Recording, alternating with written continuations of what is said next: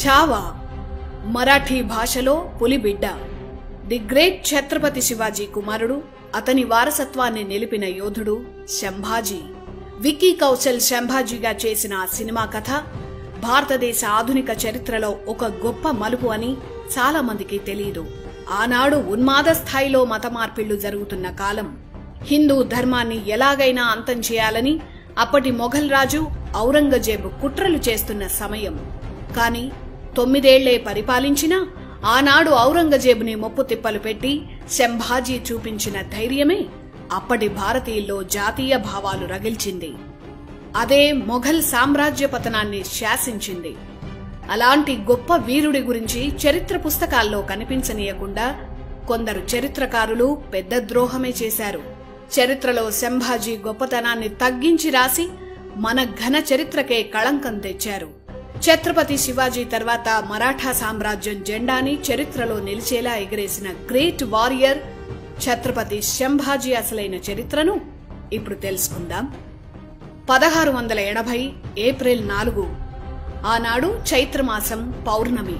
ఆ మధ్యాహ్నం తన 53వ ఏట గ్రేట్ వారియర్ మరాఠా సామ్రాజ్యాధిపతి ఛత్రపతి శివాజీ అనారోగ్యంతో అమరులయ్యారు. ఆనాటి దురాక్రమణదారులకు చుక్కలు చూపించి భారతదేశ సంస్కృతిని, హైందవ ధర్మాన్ని కాపాడిన యోధుడు, ఓటమి తెలియని వీరాధి వీరుడు ఛత్రపతి శివాజీ. దేశాన్ని దోచుకు తింటున్న మొఘలుల మెడలు వంచిన ధైర్యం ఛత్రపతి శివాజీ. అతని మరణం తర్వాత ఆ ధైర్యాన్ని కాపాడే వీరుడు ఎవరు అన్న చర్చ మొదలైంది. శివాజీకి 2 కుమారులు. వారిలో పెద్దవాడు శంభాజీ. శివాజీ రెండో భార్య సోయిరాబాయి కుమారుడు రాజారాం. 1680లో శివాజీ మరణించే నాటికి శంభాజీకి 25 ఏళ్లు. రెండవ కుమారుడు రాజారాంకి అప్పటికి 10 ఏళ్లే. అందువల్ల అతన్ని రాజుగా కూర్చోబెట్టలేదు. శివాజీ తర్వాత ఏం చేయాలో మంత్రిమండలికి అర్థం కాలేదు. ఈలోపు రెండో భార్య తన కుమారుణ్ణే రాజుగా చేయాలనుకుని రాజకీయాలు చేసింది. ఇది కొందరు సైన్యాధికారులకు, మంత్రులకు నచ్చలేదు. వారు శివాజీ పెద్ద కుమారుడు శంభాజీ దగ్గరికే వెళ్లారు. శివాజీ పేరు నిలబెట్టాలని ప్రాధేయపడ్డారు. నిజానికి ఇలాంటి పరిస్థితులు ఏ సామ్రాజ్యంలో ఉన్నా ఏ సైన్యాధ్యక్షుడో మంత్రో తిరుగుబాటు చేసి అందర్నీ సంహరించి రాజయ్యేవాడు. అలాంటి చరిత్రలు చాలానే చూశాం. కానీ శివాజీ రాజ్యంలో అన్నిటికన్నా ముఖ్యంగా తన వారికి దేశం పట్ల ప్రేమను నింపాడు.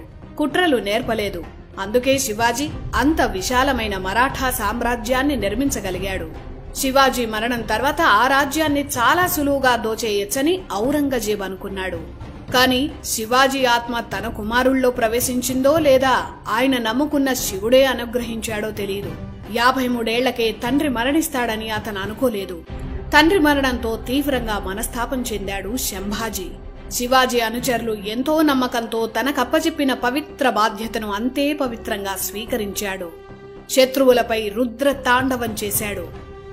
తండ్రి మరణం తర్వాత మంత్రులు, సైన్యాధ్యక్షులందర్నీ సమావేశపరిచాడు శంభాజీ.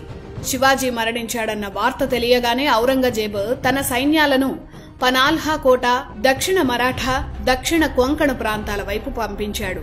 కాని తన వైపు ఉన్న 5000 సైన్యంతో మెరుపు దాడి చేశాడు శంభాజీ. ఈ విషయం తెలిసి ఔరంగజేబుకి ఏమీ అర్థం కాలేదు.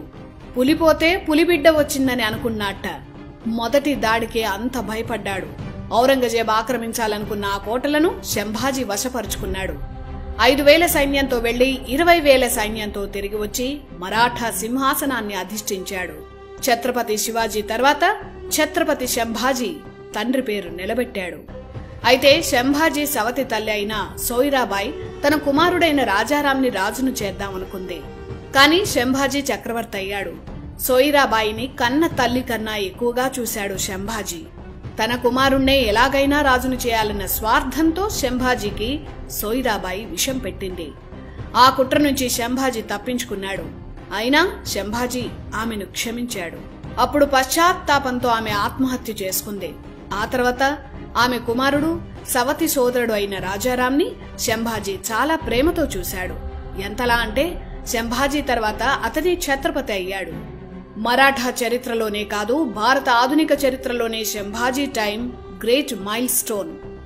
ఎందుకంటే శివాజీ భారతీయ ఆత్మను కాపాడాడు. శంభాజీ తన త్యాగాలతో ప్రతి గడపలోనూ జాతీయ భావాలను నిద్రలేపాడు. 1857 స్వతంత్ర పోరాటాన్ని చరిత్రకారులు తక్కువ చేసి ఎలాగైతే చూపించారో అలాగే దురాక్రమణదారులపై సంభాజీ చేసిన పోరాట చరిత్రపై కూడా మన హిస్టోరియన్లు అదే ఫార్ములా ప్రయోగించి తక్కువ చేసి చూపించారు. శివాజీ షేర్ అయితే సంభాజీ ఛావా అంటే పులిబిడ్డ అని అర్థం. అప్పట్లో మరాఠాలు సంభాజీని ఛావా అని పిలిచేవారు. సంభాజీ బతికున్న నాళ్లు అతని నీడను కూడా తాకలేకపోయాడు ఔరంగజేబ్. అతని పేరు వింటేనే మొఘల్ సైన్యం వణికిపోయేది. 1681 నుంచి ఔరంగజేబు మరాఠా రాజ్యమైన దక్కన్పై దాడి చేస్తూనే ఉన్నాడు. చివరికి మరాఠాలను గెలవాలన్న కల కలగానే మిగిలి ఆ మనస్తాపంతోనే ఔరంగజేబు చనిపోయాడు. సంభాజీ బతికున్న నాళ్లు యుద్ధంలోనే ఉన్నాడు. ఔరంగజేబ్తో యుద్ధమే 4 ఏళ్లు జరిగింది. అన్నాళ్లు యుద్ధం చేసినా ఔరంగజేబ్ సంభాజీ నీడను కూడా తాకలేకపోయాడు. ఇటు బీజాపూర్ అటు గోల్కొండ అప్పటికి మరాఠా సామ్రాజ్యంతో పాటు విస్తరిస్తున్నాయి. ఆ రాజ్యాలను ఆక్రమిస్తే మధ్యలో ఉన్న మరాఠా రాజ్యానికి చెక్ పెట్టినట్లవుతుందని ఔరంగజేబ్ అనుకున్నాడు. ఆ 2 రాజ్యాలను ఆక్రమించాడు. అయితే ఆ 2 రాజ్యాల సైనికుల్లో చాలా మంది ఔరంగజేబు దగ్గర పనిచేయడం ఇష్టం లేక సంభాజీ సైన్యంలో చేరిపోయారు. అలా మరాఠా సైన్యం రెట్టింపైంది. ఇది ఊహించని ఔరంగజేబుకి ఏం చేయాలో అర్థం కాలేదు. తన జీవితంలో తాను చేసిన అతిపెద్ద రాజకీయ తప్పిదం బీజాపూర్ గోల్కొండపై దాడి చేయడమే అని అతనే 10 సార్లు చెప్పుకొని తల కొట్టుకున్నాడు. శివాజీ తర్వాత సంభాజీ 9 ఏళ్లు మరాఠా సామ్రాజ్యాన్ని పాలించాడు. ఇందులో 4 ఏళ్లు ఔరంగజేబ్తో యుద్ధమే సరిపోయింది.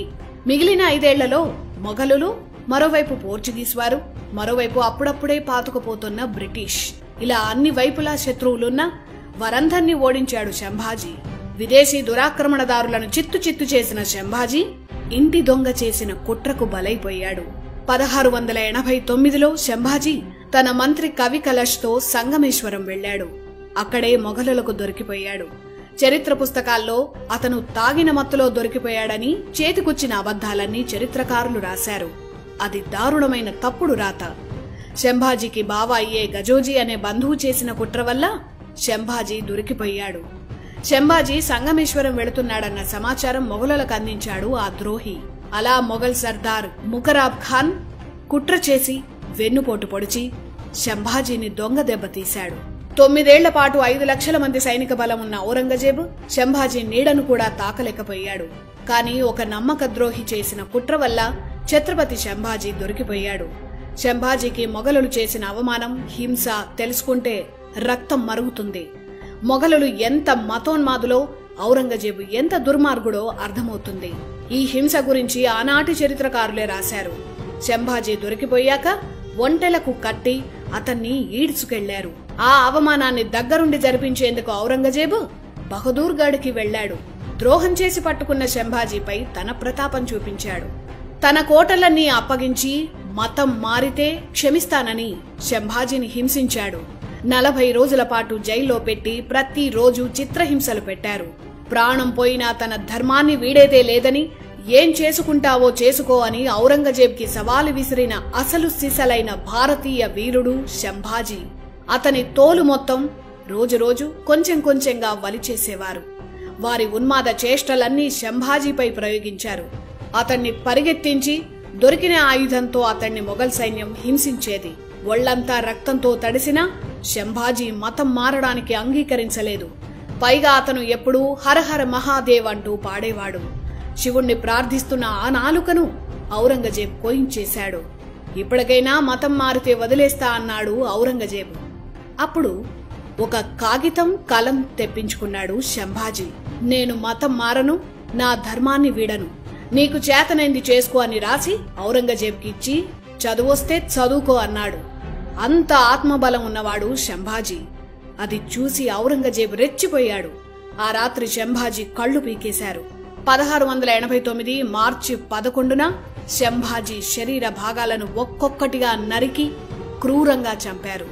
అతని తలను వేరు చేసి తమ శత్రు రాజ్యాల్లో ప్రదర్శించారు. కానీ అదే మొఘలుల పాలనకు అంతిమ ఘట్టమవుతుందని ఆనాడు ఔరంగజేబు ఊహించలేకపోయాడు. ఛత్రపతి శివాజీ తన వీరత్వంతో, ధర్మంతో ప్రజలను కలిపాడు. ఛత్రపతి సంభాజీ తన ధర్మం కోసం చేసిన అనితర సాధ్యమైన త్యాగం మరాఠా సామ్రాజ్యాన్ని కదిలించింది. కళ్ళు పీకినా, శరీరాన్ని ముక్కలు ముక్కలు చేసినా ధర్మం వీడని శంభాజీ ఆత్మబలమే ఆదర్శంగా మరాఠాలు కదిలారు. ఆ ఆత్మబలమే మొఘలుల పాలనకు గోరీ కట్టింది. ఔరంగజేబు తర్వాత మొఘల్ పాలన నామమాత్రంగా మిగిలింది.